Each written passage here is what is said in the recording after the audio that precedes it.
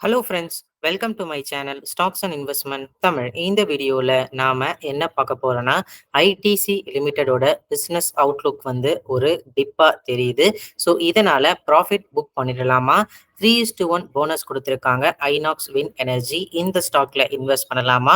Wipro, Tata steel, IRFC, IREDA பங்குகளில் இப்பொழுது முதலீடு செய்யறது வந்து கரெக்டாக இருக்குமான்னு சொல்லி பார்த்துருவோம். இந்த சேனலுக்கு நீங்கள் புது வியூவராக இருந்தீங்கன்னா மறக்காம சேனலை சப்ஸ்கிரைப் பண்ணி உங்களோட ஆதரவை தெரிவிங்க.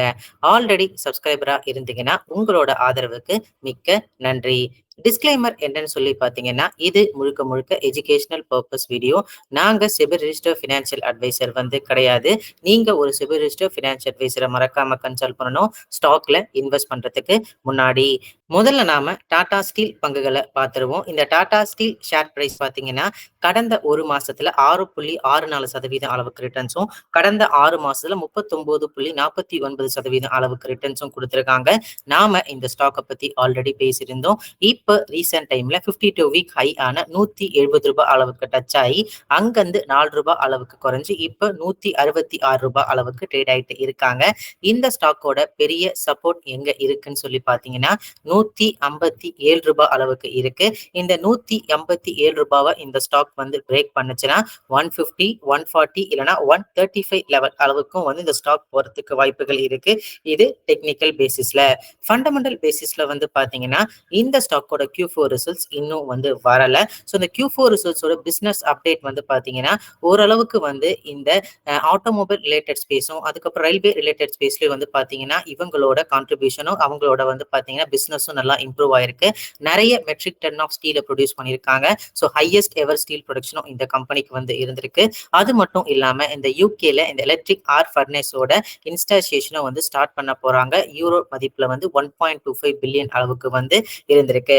பிளஸ் இந்த கம்பெனி வந்து பாத்தீங்கன்னா இப்ப ஒரு சில பிரச்சனைகள் வந்து இருக்கு. முதல் பிரச்சனை என்னன்னு வந்து பாத்தீங்கன்னா ஸ்டீல் பிரைசஸ் வந்து கொஞ்சம் கூல் ஆகுது. அதாவது ஸ்டீல் பிரைசஸோட விலை வந்து $2,000 to $2,500 பெர் டன் வந்து குறைஞ்சிருக்கு மார்ச் 2024. இது இவங்களோட ரிசல்ட்ஸ்ல ஏதாவது பாதிக்குமான்னு சொல்லி நம்ம பார்க்கணும். அது மட்டும் இல்லாம கோக் பிரைசஸும் வந்து பாத்தீங்கன்னா உயர்ந்திருக்கு. இவங்களோட இந்த லாஸ்ட் குவார்டர் ரிசல்ட்ஸ்ல ஏதாவது பாதிக்கப்பட்டுருச்சுன்னா ஸோ இந்த சப்போர்ட் லெவலான ₹157 நம்ம ரொம்ப கேர்ஃபுல்லா வந்து வாட்ச் பண்ணோம். இந்த ₹157 லெவலில் உடைச்சிச்சுன்னா நான் சொன்ன மாதிரி ₹130 லெவல் வரைக்கும் இந்த ஸ்டாக் போறதுக்கு வாய்ப்புகள் இருக்கு. ஸோ இந்த மாதிரி எனி நியூஸ் ஃப்ளோ வந்தா இந்த ஸ்டாக் வந்து கொஞ்சம் கரெக்ட் ஆகும் போது ஒரு பை ஆன் டீப் கன்சிடரேஷன் வந்து இந்த ஸ்டாக்குக்கு ஒரு நல்ல ரிட்டர்ன்ஸ் தர வாய்ப்பு இருக்கு. அடுத்து நாம ஐஆர்எஃப்சி ஷேர் பிரைஸ் வந்து பார்த்துட்டு இருக்கோம். இந்த ஐஆர்எஃப்சி ஷேர் பிரைஸ் வந்து பாத்தீங்கன்னா கடந்த ஒரு 2-3 மாசமாவே ரொம்ப வந்து ஒரு கன்சாலிடேஷன் ஃபேஸ்லேயே வந்து இருந்தாங்க. ஒரு ₹120 லெவல்ல இருந்து பாத்தீங்கன்னா ஒரு ₹140 இல்ல ₹150 லெவலுக்கு வந்து போயிட்டு இப்ப கொஞ்சம் குறைஞ்சிட்டு வந்தாங்க. பட் நீங்க லாஸ்ட் 1 மந்த்ஸ்ல பார்க்கும்போது இந்த ஸ்டாக் வந்து கொஞ்சம் கொஞ்சமா அந்த கன்சாலிடேஷன் ஃபேஸ் ஆன ₹120 இருந்து ₹145 உடைச்சு இப்ப ₹157 அளவுக்கு வந்து ட்ரேட் ஆயிட்டு வந்து இருக்காங்க.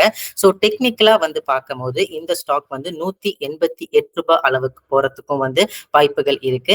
ஸோ 156 வந்து ரெசிஸ்டன்ஸை வந்து உடைச்சிட்டாங்க. ஸோ இப்ப இவங்க 170 இருந்து 200 லெவல் வரைக்கும் வந்து இந்த ஸ்டாக் போறதுக்கு வாய்ப்பு இருக்கு டெக்னிக்கல் பாயிண்ட் ஆஃப் வியூல. ஸோ மேக்ஸிமம் 190 லெவல் வரைக்கும் இந்த ஸ்டாக் ரீச் ஆகிறதுக்கு வாய்ப்புகள் இருக்கு. ரீசெண்ட் டைம்ஸ்ல வந்து பாத்தீங்கன்னா இந்த ரயில்வே ஸ்டாக்ஸ்ன்னு சொல்லப்படுற ஆர்பிஎன்எலும் சரி, இர்கானும் சரி, ரயில்டெல் கார்பரேஷன் ஆஃப் லிமிடெடும் வந்து சரி, ஸோ கொஞ்சம் ரேலி வந்து தென்படுறாங்க. அவங்களும் வந்து பாத்தீங்கன்னா ஒரு 30 to 35% அளவுக்கு ரிட்டர்ன் தர வாய்ப்புகள் இருக்குன்னு சொல்லி எதிர்பார்க்கப்படுது. ஏன்னா டெக்னிக்கல் ஆர்எஸ்ஐ இண்டிகேட்டர் அப்படி வந்து சொல்லிக்கிட்டு இருக்கு. ஸோ அதை பார்க்கும்போது இந்த ஐஆர்எஃப்சி வந்து 170, 180, 190 லெவலுக்கும் போறதுக்கு வாய்ப்புகள் இருக்கு. ஸோ இந்த ஸ்டாக்கை வந்து நிறைய டைம் நம்மளோட சேனல்ல வந்து சொல்லிட்டு இருந்தோம். ₹100 கீழே இருக்கும் போது பேசியிருக்கோம். ₹120 அந்த அளவுக்கு இந்த ஸ்டாக் போகும்போது வந்து பேசியிருக்கோம். ஸோ இப்போ இந்த ஸ்டாக்கோட current price to earning ratio வந்து பாத்தீங்கன்னா 34.2 இருக்கு. ரிசல்ட்ஸ் இன்னும் வரல. எப்பவுமே இவங்களோட Q4 ரிசல்ட்ஸ் வந்து பிலோ பார் ரிசல்ட்ஸா தான் வந்து இருந்திருக்காங்க. அது மட்டும் இல்லாம 5 டைம்ஸ் புக் வேல்யூ வந்து இந்த ஸ்டாக் வந்து இருந்திருக்காங்க. ஸோ எனி கன்சிடரேஷன் வந்து பிலோ 150 ஒரு நல்ல கன்சிடரேஷனா வந்து இருக்கும் இந்த ஐஆர்எஃப்சி ஸ்டாக் பிரைஸுக்கு. ஸோ இப்ப இந்த லெவல்ல என்ட்ரு ஆகலாமா அப்படின்னு கேட்கும்போது 35ங்கிற பிபை வந்து இவங்க ஏர்னிங்ஸ் growth அந்த அளவுக்கு வந்து ஜஸ்டிஃபை பண்ணல. ஸோ அதனால அதனால பிலோ 150 ஒரு நல்ல கன்சிடரேஷனா வந்து இருக்கும். என்னைய பொறுத்த வரைக்கும் இந்த 180 ஆர் 190 லெவல்ல டச் பண்ணதுக்கு அப்புறம் மறுபடியும் இந்த ஸ்டாக் வந்து கன்சாலிடேஷன் போறதுக்கு வாய்ப்புகள் இருக்கு. ஒன்ஸ் எலெக்ஷன் ரிசல்ட்ஸ்க்கு அப்புறம் தான் வந்து எப்படி நியூ பட்ஜெட் வருதோ, அதுக்கப்புறம் எந்த செக்டார் ரிலேட்டட் வந்து கவர்மெண்டோட பிஸ்கல் வந்து உள்ள வரப்போகுதோ அதை பொறுத்து தான் வந்து இந்த ஸ்டாக்கோட ரேலி வந்து செகண்ட் லெக் ஆஃப் ரேலி ₹200 மேல இருக்க போகுது. ஸ்டாக் வந்து பை அண்ட் டிப்ல ஒரு நல்ல கன்சிடரேஷனா இருக்கும் லாங் டேர்ம்ல. அதுவும் நியூவா பல்கா இன்வெஸ்ட் பண்றவங்களுக்கு 150 கீழே இன்னும் நல்ல கன்சிடரேஷனா வந்து இருக்கும். அதை நீங்க மறந்துட கூடாது. அடுத்து வந்து IREDA ஸ்டாக்கை பத்தி பார்க்க போறோம். So Indian renewable energy agency limited பத்தி நம்ம ஆல்ரெடி கவர் பண்ணியிருக்கோம். IPOலையும் கவர் பண்ணியிருந்தோம். அதுக்கப்புறம் ரீசெண்ட் டைம்ல இந்த ஸ்டாக் அப்பர் சர்க்கியூட்ஸா ஹிட் ஆகும் போது நம்ம வந்து கவர் பண்ணியிருந்தோம். அதுக்கப்புறம் இப்போ ரீசெண்ட் டைம்ல வந்து பாத்தீங்கன்னா டெக்னிக்கலா இந்த ஸ்டாக் வந்து ஒரு ரேஞ்சில் வந்து ஸ்டக் ஆயிருக்கு. அதாவது ₹120 ₹180 நம்ம ப்ரீவியஸான ஒரு வீடியோலயே அதான் மென்ஷன் பண்ணியிருந்தோம். இந்த ₹120 ₹180 அளவுக்கு தான் இந்த ஸ்டாக் வந்து ஆல்மோஸ்ட் வந்து ட்ரேட் ஆயிட்டு வந்து இருந்திருக்கு. பட் ஐபிஓல இருந்து ஸ்டெல்லா ரிட்டர்ன்ஸ் வந்து இந்த ஸ்டாக் வந்து கொடுத்துட்டு வந்து இருந்திருக்காங்க. இப்போ 170 லெவலுக்கு வந்திருக்காங்க. ஸோ இவங்களோட ரீசெண்ட் ரிசல்ட்ஸும் அதுக்கு ஒரு காரணமா வந்து இருந்திருக்கு. ஸோ இவங்க வந்து ரீசெண்டா நவரத்னா ஸ்டேட்டஸும் வந்து டிபார்ட்மெண்ட் ஆஃப் பப்ளிக் என்டர்பிரைசஸ் வந்து கொடுத்திருக்காங்க. பிளஸ் இந்த கம்பெனியோட நெட் ப்ராஃபிட் வந்து 32% அளவுக்கு வந்து இன்க்ரீஸ் ஆயிருக்கு. அது குவார்டர்ல வந்து பிளாட்டா 337 கோடியா வந்து இருக்கு. மார்ச் குவார்டர்ல வந்து 26.8% அளவுக்கு இவங்க அசெட் அண்டர் மேனேஜ்மெண்ட் வந்து உயர்ந்து 59,698 கோடி அளவுக்கு இருக்கு.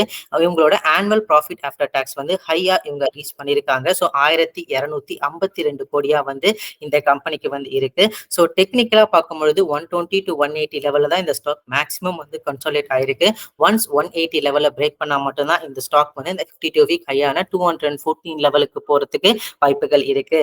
ஸோ இன்னொரு ஒரு பிளஸ் பாயிண்டா என்னன்னா இந்த ஸ்டாக்கோட நெட் நான் பெர்ஃபார்மிங் அசெட் வந்து 1% கீழே போய் 0.99% வந்து குறைஞ்சிருக்கு. ஸோ இது 40.52% இயர் ஆன் இயர் வந்து கணிசமா குறைச்சிருக்காங்க. பிளஸ் இந்த கம்பெனி வந்து பாத்தீங்கன்னா இந்த கன்சாலிடேஷன் ஃபேஸ்ல ரொம்ப நாளா இருக்கு. ஸோ ரொம்ப பொறுத்திருந்து பார்ப்போம். IREDயோட இப்போ பிரைஸ் டு earning ரேஷியோ 36 இருக்கு. பிரைஸ் டு புக் வேல்யூ வந்து 5 times வந்து இருக்கு. ஃபியூச்சரிஸ்டிக் ஸ்டாக் தான். ஏன்னா இந்த கிரீன் ரெனியூவபிள் எனர்ஜில இவங்களோட பங்களிப்பு வந்து நல்லபடியா இருக்கதான் போகுது. அதை நான் மறுக்கவே இல்லை. ஏன்னா அந்த மாதிரி ப்ராஜெக்ட்ஸ் தான் இந்த கம்பெனி வந்து ஃபினான்ஸ் பண்ணிக்கிட்டு வந்து இருக்காங்க. ஸோ இந்த 180 லெவல பிரேக் பண்ணதான்னு சொல்லி பார்ப்போம் இந்த தடவை. இல்லைன்னா 180 to 120 லெவலில் தான் இந்த ஸ்டாக் ரொம்ப ட்ராப் ஆகிறதுக்கு வாய்ப்புகள் வந்து இருக்கு. ஸோ ரீசெண்ட்ல வந்து பார்த்தீங்கன்னா ஒரு ஷார்ட் டேர்ம் ட்ரேட் பண்ணி ப்ராஃபிட்டபிளா வந்து எக்ஸிட் வந்து பண்ணியிருக்கேன் இந்த ஸ்டாக்ல. அதை நான் இங்க தெரியப்படுத்த வந்து விரும்புறேன். ஸோ 180 லெவல் பிரேக் பண்றதா பார்த்துட்டு இருக்கேன். ஸோ இல்ல மறுபடியும் 180 லெவல பிரேக் பண்ணலாம். 140 லெவல் கீழே வந்து பார்த்தீங்கன்னா ஒரு கன்சிடரேஷனா வந்து இருக்கும். பட் இந்த ஸ்டாக் வந்து ஒரு ரிஸ்க் கேட்டகரியில நான் தான் போடுவேன். ஏன்னா நிறைய டைம்ல ஹை வால்யூம் மூமெண்ட்ஸ் இந்த ஸ்டாக்ல வந்து தென்படுறதுனால. அடுத்து நாம ஐநாக்ஸ் வின் ஸ்டாக்கை பத்தி தான் பார்க்க போறோம். இந்த ஸ்டாக் வந்து பாத்தீங்கன்னா 3:1 போனஸ் வந்து கொடுத்துருக்காங்க. அதாவது ஒரு ஷேர் வச்சிருந்தீங்கன்னா உங்களுக்கு 3 ஷேர் வந்து கிடைக்கிறதுக்கு வாய்ப்புகள் இருக்கு. ஸோ இந்த ஐநாக்ஸ் வின், ஸோ இந்த ஐநாக்ஸ் குரூப் கீழே இருக்கிற ஐநாக்ஸ் வின் எனர்ஜி கீழே இந்த கம்பெனி வந்து இருந்தாங்க. இந்த ஸ்டாக் வந்து அங்கிருந்து ஸ்பிளிட் ஆகி ஐநாக்ஸ் வின் லிமிடெடா தனியா வந்து லிஸ்ட் அவுட் வந்து பண்ணிருக்காங்க. வின் எனர்ஜி ரிலேட்டட் ப்ராஜெக்ட்ஸ் இந்த கம்பெனி வந்து பண்ணிக்கிட்டு இருக்காங்க. ஸோ இந்த கம்பெனி வந்து பாத்தீங்கன்னா கடந்த 6 மாசத்துல ஒரு ஸ்டெல்லா ரிட்டர்ன்ஸான 180% அளவுக்கு கொடுத்திருக்காங்க. ஸோ இவங்க வந்து அவங்க ஷேர் ஹோல்டர்ஸை மகிழ்விக்கிற மாதிரி ரிசர்வ்ஸை வந்து அது இருக்கிற ரிசர்வ்ஸ் ஷேர் ஹோல்டர்ஸ் கொடுக்குற மாதிரி வந்து இந்த போனஸ் ஷேர்ஸ் இஷ்யூ பண்றாங்க. ஸோ இதனால இபிஎஸ் உயர்ந்து ஸ்டாக்கோட கொஞ்சம் பிரைஸும் வந்து ஏறத்துக்கு வாய்ப்புகள் இருக்குன்னு சொல்லி அவங்க மேனேஜ்மெண்ட் வந்து எதிர்பார்க்கறாங்க.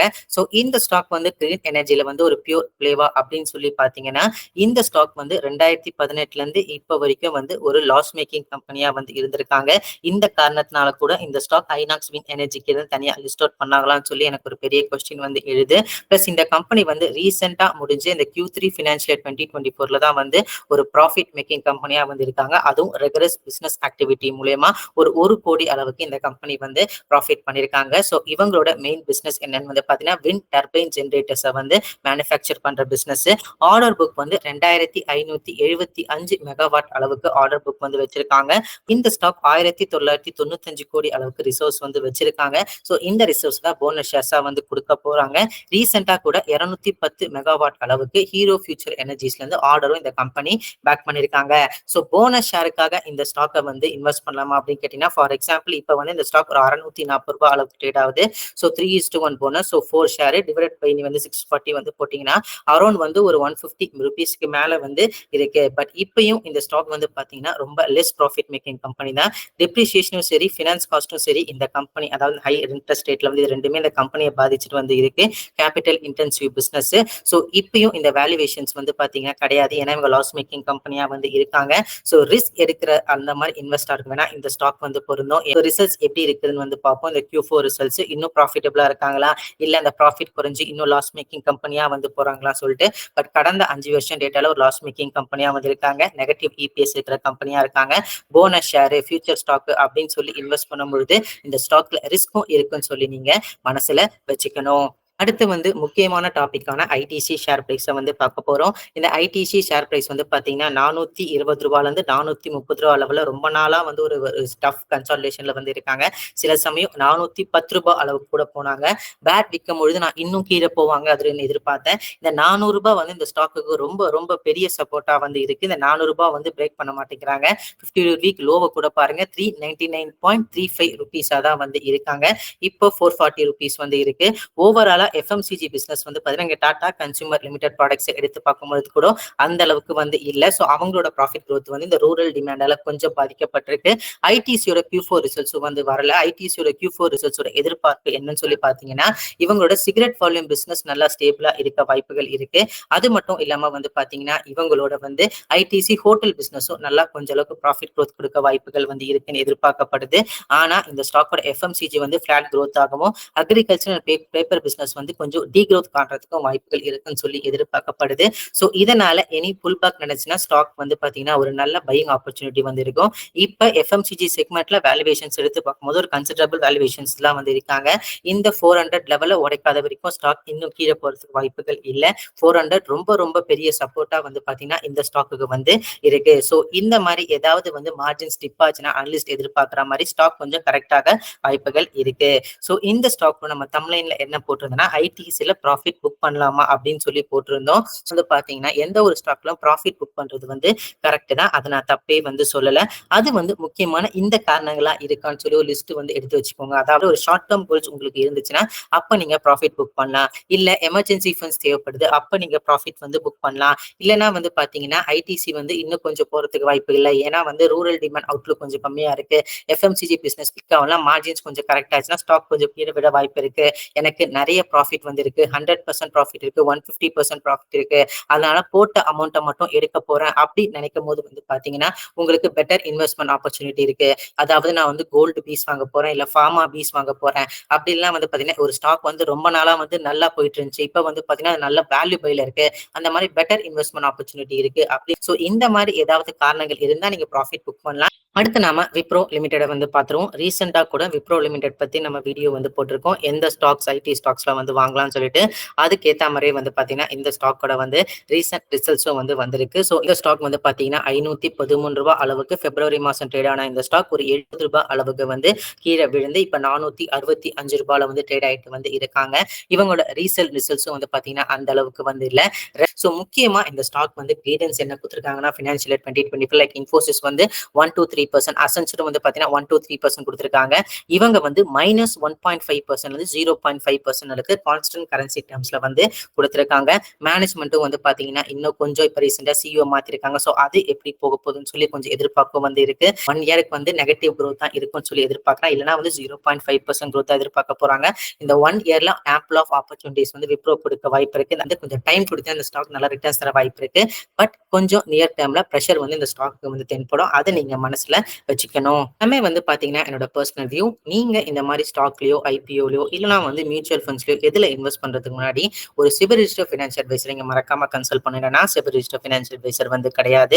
1 or 2 டைம்ஸ் கண்டிப்பா நீங்க அனலைஸ் பண்ணணும். ஏன்னா உங்க ஹார்ட் ஏர்ன் மணியை வந்து எதுல இன்வெஸ்ட் பண்ணணும்னு சொல்லி உங்களுக்கு நல்லாவே தெரியும் மத்தவங்களை கன்சிடர் பண்ணும்போது. சோ இது வந்து எஜுகேஷனல் பர்பஸ்க்காக எடுத்த வீடியோ.